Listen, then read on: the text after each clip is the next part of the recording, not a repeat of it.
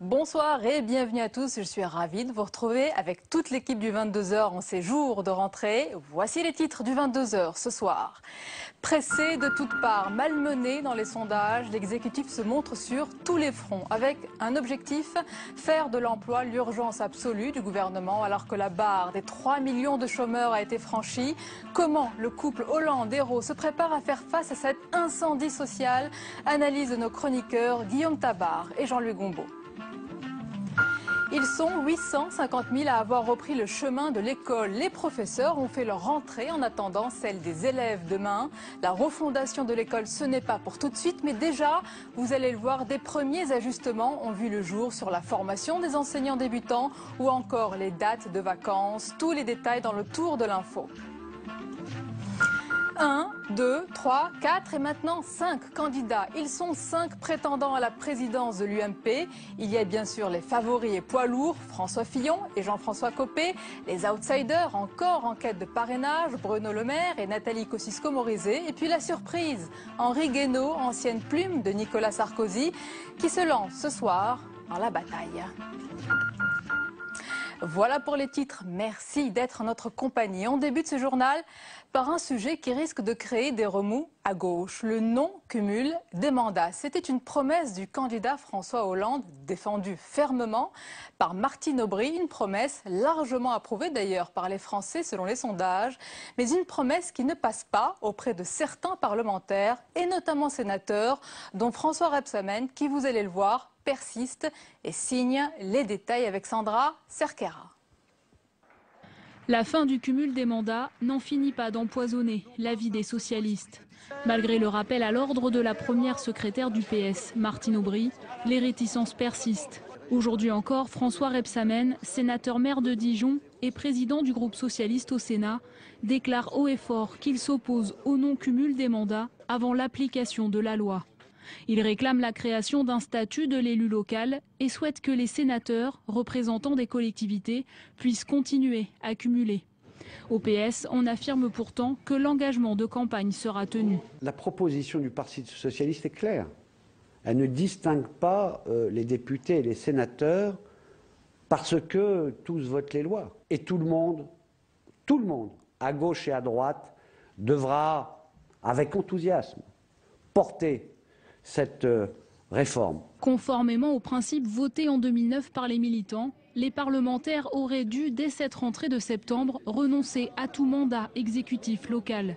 Mais les élus concernés ne semblent pas pressés d'envoyer leur lettre de démission, ce qui fait sourire à droite. On a un beau sujet d'hypocrisie sur la table, à l'image de tous les autres.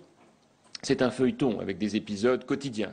Nous avons eu la même chose avec le nucléaire, nous avons eu la même chose avec le cannabis, nous avons eu la même chose avec les Roms, et voilà qu'aujourd'hui survient le débat sur le cumul des mandats. Jean-Marc Ayrault a rappelé hier qu'une loi est toujours prévue en 2014 et qu'elle s'appliquera dès les municipales. C'est cette semaine que Martine Aubry devrait déterminer son choix concernant son successeur à la tête du Parti socialiste. 2 partisans de la motion sur laquelle travaille la première secrétaire du PS et Jean-Marc Ayrault sont pour l'instant candidats. Il s'agit de Jean-Christophe Cambadélis et d'Harlem Désir. Ce dernier souhaite que les militants du parti puissent départager les différents prétendants dans un vote ouvert. Harlem Désir veut ainsi faire taire les critiques de plus en plus nombreuses quant à l'opacité du procédé. Ce soir, le président socialiste du Conseil régional de Rhône-Alpes, Jean-Jacques Herrmann, dit craindre, je cite, un processus à la nord-coréenne. Pressé de toutes parts d'accélérer le rythme des réformes, le couple exécutif Hollande-Ayrault monte au front pour défendre son action. Intervention dans les médias, discours et réunions de crise. Le gouvernement veut montrer qu'il prend les problèmes à bras-le-corps. Alors cela est-il de nature à rassurer les Français qui ont exprimé leur inquiétude dans les sondages? Éléments de réponse dans un instant avec nos chroniqueurs, mais d'abord les faits avec Joachim Robb. Popularité en berne et une opposition virulente, François Hollande se trouve déjà sous le feu des critiques. Monsieur Hollande, prenez enfin conscience de la gravité de la situation et prenez des mesures pour l'emploi. Monsieur Hollande, secouez-vous. Pour répondre aux attaques, François Hollande et Jean-Marc Ayrault occupent le terrain. Après une visite à Trappes pour la rentrée des enseignants, le président de la République a multiplié les rencontres à l'Elysée. 12h30, premier entretien avec son ministre de l'économie, Pierre Moscovici, suivi à 15h de Jean-Marc Ayrault. Une heure plus tard arrive le ministre du Budget, Jérôme Cahuzac, et la ministre des Affaires sociales, Marisol Touraine. Activité intense également à Matignon, Jean-Marc Ayrault recevant pas moins de 5 ministres ce matin. Une accélération qui ne convainc pas l'opposition. C'est une rentrée qui est assez triste parce que le gouvernement dit qu'il accélère, mais il faudrait éviter d'accélérer en marche arrière. Le gouvernement ne donne aucune vision de là où il veut emmener la France. Face au scepticisme qui gagne du terrain chez les Français, le couple exécutif multiplie les réunions. Jean-Marc Ayrault recevra encore 7 ministres demain. Et pour en parler, j'accueille nos chroniqueurs. Jean-Louis Goumbaud, bonsoir. Bonsoir Sonia. Et Guillaume Tabar, bonsoir. Bonsoir Sonia. Bienvenue. Alors Guillaume, c'est une rentrée sous tension sur fond de sondage en baisse pour l'exécutif qui tente de mieux expliquer son action, de faire la pédagogie de son action. Est-ce que cela porte ses fruits? Ça, on le verra dans les sondages des semaines à venir. Ce qui est sûr, c'est que François Hollande est maintenant contraint de monter au créneau lui-même. Vous savez, dès le début, il avait théorisé le fait que, il voulait laisser Premier ministre toute sa place. Il ne ferait pas, disait-il, comme Nicolas Sarkozy, comme cette fameuse hyper-présidence où le président faisait tout, décidait de tout, parlait de tout. Il voulait laisser Jean-Marc Ayrault en première ligne. Or, qu'a-t-on vu depuis le Conseil des ministres de la rentrée, qui était déjà le 21 août? Il y a une longue séquence où Jean-Marc Ayrault a été omniprésent dans les médias. Il a fait toutes les radios, les télés, etc. Pendant 15 jours, on n'a vu que lui. Enfin, on n'a vu que lui. Cela dit, le fait qu'il y a eu un impact pour le moins limité.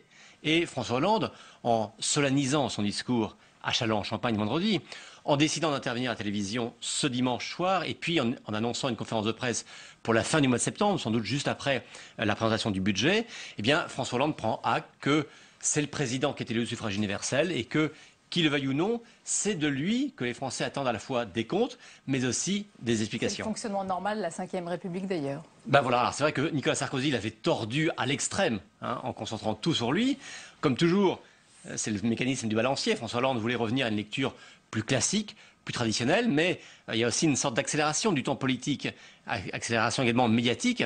Les Français veulent voir celui pour qui ils ont mis un bulletin de vote dans l'urne. Et Guillaume Tabar, on se souvient pendant la campagne que François Hollande avait dit qu'il y aurait 2 ans d'efforts et puis 2 ans, 3 ans de redistribution. Est-ce que c'est le cas ou est-ce qu'on va avoir 5 ans d'efforts et un quinquennat de crise? Je crois que de ce point de vue-là, le discours de Châlons-en-Champagne est très révélateur, car François Hollande a dit que la crise était d'une gravité extrême. Certes, il n'avait jamais nié la crise pendant sa campagne, il en avait parlé, il avait dit qu'il fallait réduire les déficits. Mais à l'Élysée, on reconnaît que la crise est aujourd'hui plus grave que ce qui avait été prévu. Par parenthèse, ça rappelle un peu Jacques Chirac en 1995, qui avait été obligé de venir à la télévision pour dire qu'il avait sous-estimé l'ampleur du problème et il avait été revenu sur sa fameuse promesse de s'attaquer à la fracture sociale pour revenir à une politique, j'allais dire, plus orthodoxe, en tout cas sur le plan budgétaire. François Hollande, c'est un petit peu la même chose.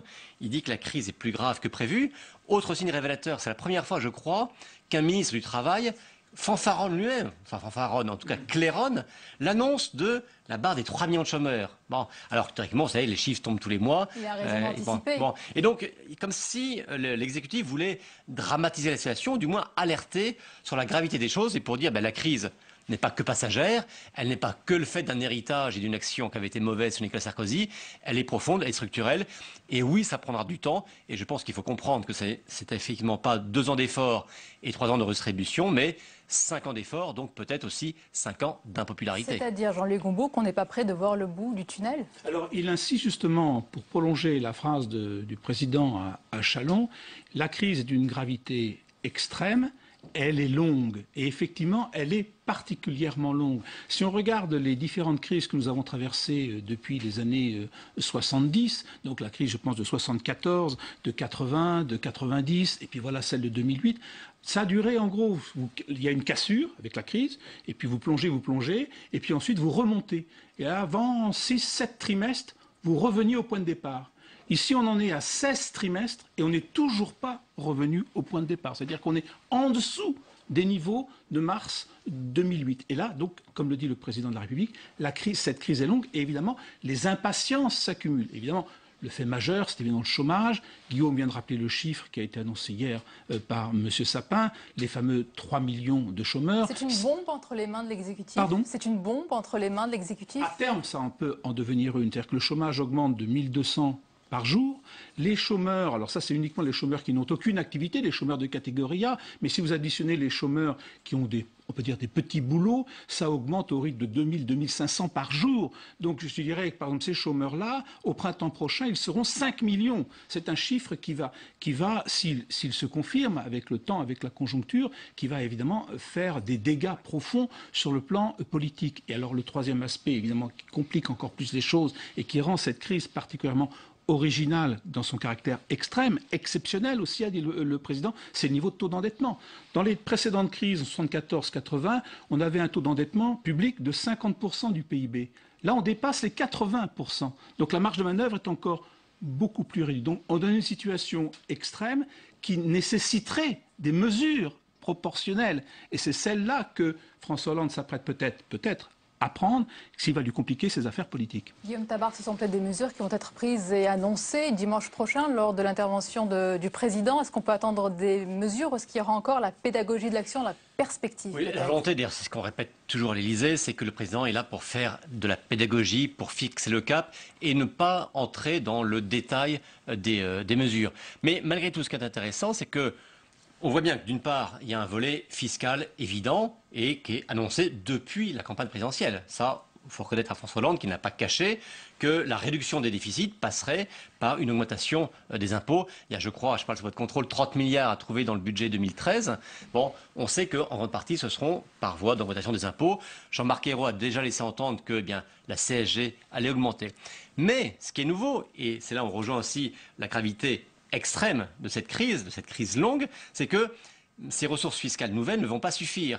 Et on voit bien que le sujet qui avait été mis sur la table par Nicolas Sarkozy pendant la campagne, celui de la compétitivité, fait son apparition ou réapparaît de manière plus forte dans les discours des dirigeants, des ministres, que ce soit Pierre Moscovici, Jérôme Cahuzac, Michel Sapin, Jean-Marc Ayrault lui-même. Devant le MEDEF, cette tonalité était forte. Il y a une inflexion sur ce sujet. Voilà. Et on sent bien que le volet, j'allais dire, plus structurel des réformes, en plus d'un volet fiscal, est en train de se préparer. Jean-Louis, le mot de la fin. C'est très important parce que jusqu'à présent, le discours de la droite était simple et le discours de la gauche était compliqué. Le discours de la droite, c'était « je rétablis la compétitivité, grâce à ça, je vends à l'extérieur, je fais de l'emploi, je fais de la croissance ». C'est simple. C'est faux, c'est vrai, ça tout dépend des indices que l'on fait. La gauche est beaucoup plus compliqué. Redressement dans la justice. Eh bien, on est en train de changer, d'évoluer et on va plus vers la question de la compétitivité, mais qui est beaucoup plus compliquée à imposer socialement. Merci messieurs. On va justement débattre dans un instant des éventuelles réponses à apporter à cette urgence sociale de l'emploi, des solutions et des pistes qui, vous allez le voir, divergent entre droite et gauche, bien sûr, patronat et syndicats, mais aussi entre syndicats. Ce n'est pas vraiment l'union, loin de là. Elle les détaille avec Paul Bouffard. Il s'était quitté sur une note positive en juillet dernier. Le dialogue était renoué. Cette fois, en cette rentrée sociale, on s'agite du côté des syndicats. Et ils n'ont pas tous la même stratégie. Pour Bernard Thibault et la CGT, la situation est dramatique. Le niveau de chômage ne s'explique pas simplement par le coût du travail, argument numéro 1 du MEDEF. Nous avons milité pour un changement de président de la République, mais nous n'avons pas milité que pour un changement de président de la République. Nous avons milité pour un changement de président de la République pour avoir d'autres décisions sur le plan économique et social. Attaqué, François Hollande pourra compter sur son allié de la CFDT. Pour François Chérec, les premières mesures en place sont utiles. Toutefois, la CGT et FO l'avertissent. Le leader de la CFDT devra choisir entre sécurité des salariés et flexibilité des entreprises. Pour Force ouvrière, justement, la situation n'est pas claire. Après le défilé des ministres à l'université d'été du MEDEF, Jean-Claude Mailly rejoint le leader de la CGT et somme le gouvernement de se positionner pour les salariés. Quant à la CFTC, l'agenda social est là et les négociations doivent s'ouvrir. Je pense que maintenant, les partenaires sociaux ont la main. On leur a donné la main au mois de juillet. Et il faut que les partenaires sociaux s'en emparent. Il faut qu'on arrête d'être autour de non-dits où on entend s'il n'y a pas ça, moi je viens pas négocier, de toute façon moi je ne vais pas autour de la table. De son côté, François Hollande l'a rappelé, les négociations sur la sécurisation de l'emploi débutent mi-septembre. Il ne reste donc que quelques jours aux organisations syndicales pour se mettre d'accord. Voilà, quelques jours. Et pendant ce temps, le seuil symbolique des 3 millions de demandeurs d'emploi est désormais franchi. Sans oublier aussi, je le rappelle, parce qu'on en parle peu, les 5 voire 6 millions de personnes en situation de sous-emploi, c'est-à-dire d'emploi précaire ou de temps partiel. Alors, quelle solution, quelle piste pour endiguer la montée de ces chiffres et en particulier du chômage? On en parle avec nos invités ce soir. Éric Aubin, bonsoir. Bonsoir. Bienvenue à vous. Vous êtes membre de la direction confédérale de la CGT. Avec nous également, Jérôme Dubu, bonsoir. Secrétaire national de l'UMP. Alors, messieurs, le gouvernement a été pressé de toutes parts, et notamment par vous, d'accélérer le rythme de ces réformes, de ces actions. Est-ce que vous avez le sentiment, Éric Aubin, depuis quelques jours, et notamment sur le front de l'emploi, que le gouvernement a pris ce problème à bras-le-corps?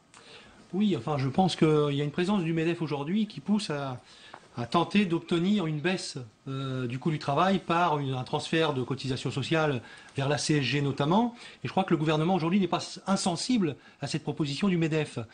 Pour ce qui concerne la CGT, nous avons, fait des propositions au Premier ministre. C'est d'abord de supprimer des dispositifs qui sont contre-productifs, notamment les ruptures conventionnelles, 900 000 ruptures conventionnelles aujourd'hui dans les entreprises, et les plans de départ volontaires à l'image de Carrefour qui présentent 600 suppressions d'emplois par des départs volontaires qui sont finalement des licenciements. Donc je crois que c'est des dispositifs qui peuvent être supprimés par le gouvernement. Il faut qu'il s'en saisisse. Vous avez l'impression que le gouvernement prête plus l'oreille au MEDEF qu'à la CGT? Oui, mais je crois qu'il y a un rapport de force, il ne faut pas qu'on se le cache. Aujourd'hui, le MEDEF est présent. On l'a bien vu à Jouy-en-Josas, 10 ministres qui se sont rendus aux universités du MEDEF, ça veut dire quelque chose. C'est parce que le MEDEF est effectivement présent. Et il faut, de ce coup, que les organisations syndicales soient aussi présentes et fassent des propositions. C'est ce que fait la CGT quand elle dit, par exemple, qu'il faut remettre les aides à plat. 170 milliards, dont, d'après la Cour des comptes, 50 milliards ne servent à rien. Donc il faut le mettre sur la table. Oui. Jérôme Dubu, il y a eu 3 actions du gouvernement. Il y a la Banque publique d'investissement, il y a les emplois d'avenir et les contrats de génération. Cela va dans le bon sens? Alors, ce qu'il faut rappeler, c'est surtout que tous les indicateurs aujourd'hui économiques sont au rouge. Si vous prenez la croissance, on va avoir... et hier, il était... Oui, enfin, on va avoir une révision de la croissance qui va quand même être assez drastique, puisqu'on va passer de 1,3 prévu, 1,7 en début d'année, 1,3 aujourd'hui, et sûrement 0,3 in fine en 2012. Révision également en 2013, puisque nous allons vraisemblablement avoir une croissance entre 0,3 et 0,5 en 2013. Ce qui signifie aujourd'hui que toutes les prévisions du gouvernement qui ont été faites pendant la campagne électorale, qui étaient surtout basées, on le voit bien aujourd'hui, sur un anti-sarkozysme et sur une négation de la crise, toutes ces prévisions sont aujourd'hui par terre. Ça signifie qu'en termes budgétaires, en termes d'emploi, en termes de commerce extérieur, les indicateurs sont au rouge vif et on ne voit pas très bien quels sont les objectifs du gouvernement. Mais vous, quelle solution, par exemple? Est-ce que vous rejoignez François Chérec quand il dit qu'il faut bien travailler sur la baisse du coût du travail? Est-ce que vous dites la même chose? Alors je crois qu'il faut surtout aller vite. Et malheureusement... Mais sur quoi? Oui, mais ça c'est un problème de méthode. Il y a un problème de méthode et puis il y a un problème de fond, de mesure. Problème de méthode, il faut aller vite. Et on voit bien qu'aujourd'hui, le gouvernement est dans l'inertie et dans l'incapacité de réagir. On a l'impression qu'il découvre une situation qu'il connaissait pourtant auparavant. Et donc les mesures qu'il a prises, ce que j'appelle les 5 péchés capitaux de François Hollande, sont allées dans le mauvais sens. Le collectif budgétaire, de ce point de vue-là, est allé dans le mauvais sens. Oui. Non, j'allais dire, nous sommes en désaccord, mais total, sur l'idée que le coût du travail serait responsable du chômage. Donc là-dessus, nous sommes en total désaccord. Et d'ailleurs, je crois qu'on est suivi. François Hollande, dans la presse cette semaine, s'est fait l'écho en disant le coût du travail n'est pas plus élevé en France par rapport à l'Allemagne, avec qui on fait souvent les comparaisons. Pour vous, il n'y a même pas lieu d'avoir un débat sur cette question? Non, mais le problème qui est posé aujourd'hui, c'est qu'on a des plans sociaux, on a des fermetures d'usines annoncées, on a véritablement un problème d'emploi. Nous, on propose par exemple qu'on mette en place véritablement un dispositif chômage partiel en unifiant les 3 dispositifs existants et en mettant 3,5 milliards sur la table. On a les financements, on propose avec l'AGS. Voilà. Je ne passe pas en détail, mais on a une proposition concrète qui permettrait de maintenir les contrats de travail. C'est ça qu'il faut sauver aujourd'hui, c'est le contrat de travail. Oui, je crois qu'il faut un choc de compétitivité. Mais vous ne dites pas la même chose, là. Non, on ne dit pas la même chose. Il faut un choc de compétitivité que la France n'a pas fait depuis 10 ans. On voit bien la dégradation de nos comptes extérieurs, qui est la chose la plus importante et la chose la plus dramatique qui s'est produite depuis 10 ans. Or, aujourd'hui, on n'a absolument pas de choc de compétitivité. Et ce choc de compétitivité ne pourra venir qu'avec des mesures fortes. Et je vais en donner 4 ou 5 si vous le souhaitez. Premièrement, c'est évidemment la baisse de nos coûts de production entre 5 et 10%, et notamment la baisse du coût du travail, par le transfert soit sur la TVA, soit sur la CSG, soit sur les deux, d'une partie des cotisations sociales qui portent sur la protection sociale. La deuxième mesure, c'est qu'il faut absolument faire beaucoup plus en matière d'innovation industrielle, et ça on ne le fait pas assez. On a un énorme déficit en matière d'innovation industrielle que l'on n'a pas comblé par rapport à l'Allemagne notamment. La troisième mesure, c'est évidemment la fin des 35 heures, bien évidemment. Quatrième c'est clair. Et puis la quatrième mesure, c'est évidemment la flex-sécurité. C'est ce qu'on appelle en Allemagne les accords de compétitivité emploi qui permettent de mieux embaucher. Vous avez parlé d'innovation, vous avez parlé de compétitivité, vous avez parlé de flexi-sécurité, mais vous n'avez pas parlé des salariés. Est-ce qu'il faut aussi sécuriser l'emploi? Est-ce que c'est contradictoire avec votre discours? Quand je parle de flex-sécurité, on sécurise l'emploi évidemment des salariés. Non, mais c'est souvent la flexibilité pour les salariés. C'est la exactement ce qui s'est passé en Allemagne. Je crois qu'on a négocié sur le marché du travail il y a déjà quelques années, c'était je crois de 2007 ou 2008, où effectivement on a obtenu finalement rien en termes de sécurisation des salariés. On a demandé nous la portabilité des droits par exemple pour que les droits appartiennent aux salariés et non pas à l'entreprise. On n'a pas obtenu. Il y a un nouveau contrat qui a été créé à cette époque. Dans une de ses usines. Le nouveau contrat qui a été créé à l'époque, il a concerné quelques dizaines de salariés. Bon, je crois qu'on n'est pas sérieux sur ce terrain-là. Il faut prendre des mesures. Vous parlez par exemple du financement de la protection sociale qui est un problème en France. Oui. Nous, on propose de remettre à plat le dispositif qui existe aujourd'hui parce qu'on le considère obsolète. Asseoir les cotisations sociales sur la masse salariale, c'est contre-productif en matière d'emploi. Il faut donc, c'est ce que propose la CGT, mettre des cotisations en fonction de la part des salaires dans la valeur ajoutée. C'est-à-dire que les entreprises comme Total, qui ont un bénéfice énorme avec peu de salariés, payent plus en cotisation que des petites entreprises qui ont beaucoup de main-d'œuvre dans la valeur ajoutée. Et donc ça, c'est les mesures qu'il faudrait prendre, mais on n'est pas entendu. Bien au-delà de ce que vous dites. Bien au-delà de ce que vous dites. Oui, mais c'est une mesure parmi tant d'autres. Tous les pays européens se sont réformés ou sont en train de le faire. Je pense à l'Espagne, je pense à l'Allemagne qui l'a fait il y a 7 ou 8 ans. Si, l'Allemagne recrée des emplois. Elle a créé 200 000 emplois de plus que la France en 10 ans. C'est quand même considérable. Pourquoi vous n'êtes pas allé aussi loin que vous dites, puisque vous avez été 5 ans au pouvoir? Mais je crois qu'il y a des mesures qui ont été prises. La suppression de la taxe professionnelle, l'autonomisation des universités, ce sont 2 mesures fortes. Le crédit impôt recherche. Bref, un certain nombre de mesures, mais qui ont été faites les unes à la suite des autres. Aujourd'hui, c'est un véritable choc avec des mesures dont j'ai parlé tout à l'heure qui doivent être prises concomitamment. Non pas les unes après les autres, mais concomitamment. Vos mesures, elles ont conduit à une désindustrialisation du pays. Aujourd'hui, c'est bien de ça dont on souffre. Comment va-t-on recréer de l'industrie en France? Nous, on propose par exemple effectivement de la recherche et du développement centrée sur l'industrie. Aujourd'hui, on a 30% de la recherche et du développement qui va... Oui, mais aujourd'hui, 30% seulement vont vers l'industrie, le reste va vers la finance. Mais si vous faites uniquement de l'innovation et de la recherche et que vous n'abaissez pas le coût du travail, qui est supérieur, vous le savez très bien, de 10% au coût du travail allemand, c'est pas vrai. Nous ne vendrons pas nos produits. Non, c'est aussi simple que ça. L'INSEE a été très clair. Nous ne vendrons pas nos produits. L'INSEE a été très clair sur le coût du travail. Justement, vous parlez de l'emploi industriel. Le 9 octobre prochain, la CGT vous appelez à manifester, je cite, pour la défense de l'emploi industriel. Est-ce que c'est une manifestation contre le gouvernement? Non, c'est une manifestation à l'appel de la Fédération européenne de l'industrie. Ça ne l'aide pas non plus. De l'industrie. Non, mais je crois qu'il faut l'aider, le gouvernement, à prendre des mesures. Or, on a un MEDEF en face. La CGT a l'air plutôt désenchantée. Non, mais attendez, faut pas se tromper. Voilà, faut pas se tromper. Aujourd'hui, on a un MEDEF omniprésent qui va sur des propositions, d'ailleurs, qui n'ont pas changé depuis les élections politiques. Parce qu'on constate que les propositions que fait le MEDEF aujourd'hui, c'est les propositions qu'elle faisait du temps de Sarkozy. Donc, il faut effectivement aider le gouvernement à prendre des mesures face à ce patronat qui propose des solutions que nous refusons. Donc, je crois que l'objectif du 9 octobre, c'est de défendre l'emploi, les mesures dont je parlais tout à l'heure, défendre l'industrie par une autre politique industrielle. Nous, on propose, par exemple, concernant l'emploi, de conditionner les aides publiques. Je le disais tout à l'heure, 170 milliards. La Cour des comptes a rendu un rapport en disant 50 milliards de ces aides ne servent à rien. Est-ce qu'on les met à plat ou est-ce qu'on continue de donner de l'argent aux entreprises sans même vérifier qu'elles ont une conséquence sur l'emploi? Vous avez dit le MEDEF est omniprésent. On a un petit peu l'impression qu'il est votre ennemi. Qu'il y a un fossé entre les salariés et les patrons et les chefs d'entreprise. Au lendemain de cette université d'été du MEDEF, Bernard Thibault a dit qu'entre le MEDEF et les salariés, le gouvernement doit choisir. Est-ce que c'est comme ça que ça doit se passer? Est-ce qu'ils sont vraiment... Écoutez, on peut les dissocier? Très honnêtement, ça augure mal du dialogue social, qui est une des priorités peut-être positives du gouvernement. Bon, c'est peut-être la seule. Mais moi, je suis très frappé par le décalage entre la non prise en compte de la réalité économique actuelle et les mesures du gouvernement.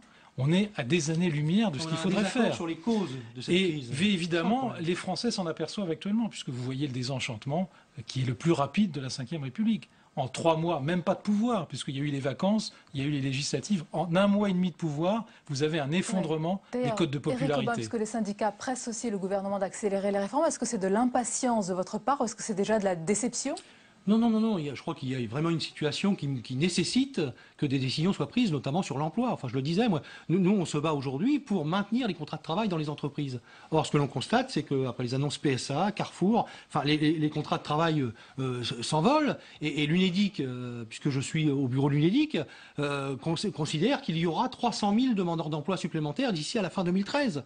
Est-ce qu'on enraye cette montée du chômage avec des mesures que les organisations syndicales sont prêtes à mettre sur la table, ou est-ce que l'on reste immobile voilà, et donc la mobilisation du 9 octobre, c'est ça aussi, quoi. Enfin, M. Hollande, le 30 août, dans son discours fondateur, paraît-il, où il n'y avait rien, je suis désolé, nous a annoncé que la crise était d'une gravité exceptionnelle. Que ne l'a-t-il fait au mois de mai ? Que ne l'a-t-il fait au mois de mai? Que s'est-il passé depuis le mois de mai? Rien, ou quasiment rien, des mesurettes. Et moi j'ai l'impression, et c'est beaucoup plus grave, je crois que c'est un problème structurel d'identité et d'incapacité du pouvoir socialiste qui n'a pas fait son Bad Godesberg, on le sait, qui est la transformation des socialistes allemands, ils ont fait dans les années 50, qui n'a pas fait son Bad Godesberg et qui est aujourd'hui coincé par sa majorité qui est sous le point d'éclater, et par ses incapacités, par son incapacité à prendre en compte les mesures qu'il faudrait prendre. Dernière question, Éric Aubin, la CGT est secouée par la crise de succession de Bernard Thibault, qui fait rage depuis des mois. Vous êtes sur les rangs, on le sait. Et pour certains, cet activisme d'organiser une mobilisation, le 9, etc., de la CGT servirait des intérêts internes. Est-ce que c'est le cas? Non, je ne partage pas. J'ai lu ça. Hein, c'est François Chérec, je crois, qui a dit ça à la presse. Moi, je ne partage pas. Bon, on a un débat en interne, effectivement, sur la succession de Bernard Thibault, puisqu'il a annoncé qu'au mois de mars, il quitterait les rênes de la CGT. Donc, il y a un débat en interne qui s'organise. Vous en êtes sûr? Il va vraiment partir? Il le veut? Oui, je pense qu'il l'a dit le 5 juillet, je crois, à l'occasion d'une conférence de presse. Il y aura un autre secrétaire général à la fin du congrès, a-t-il dit. Et plus que donc, jamais, il partira, vous êtes je pense. sur les rangs. Pardon? Plus que jamais, vous êtes dans les starting blocks. Vous êtes toujours. Il y a plusieurs noms qui sont affichés dans la presse. Bon, vous êtes là, vous parlez de vous-même. Voilà. Bon, merci beaucoup. Merci messieurs d'avoir participé à ce débat. Tout de suite, la dernière page du 22h avec tout ce qui vous a échappé dans le reste de l'actualité. Regardez, c'est le tour de l'info de Cécile Sixou.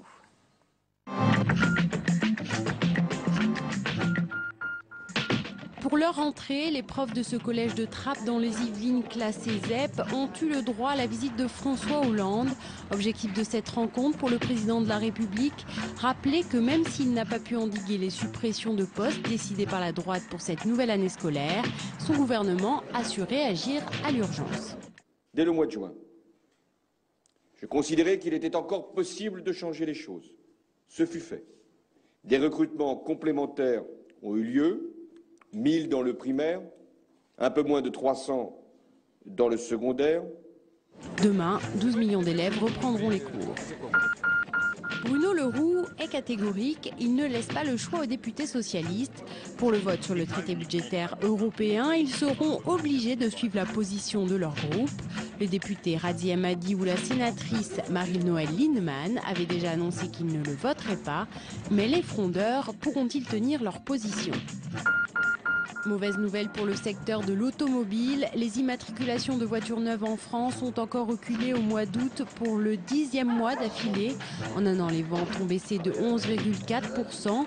Les premiers touchés sont les constructeurs automobiles français comme Renault, dont les ventes ont chuté de plus de 20% le mois dernier. Toujours dans le secteur de l'automobile, cette fois une bonne nouvelle. Les prix à la pompe ont globalement reculé de 6 centimes. C'est ce que confirme ce soir le ministère de l'écologie et de l'énergie. Pour le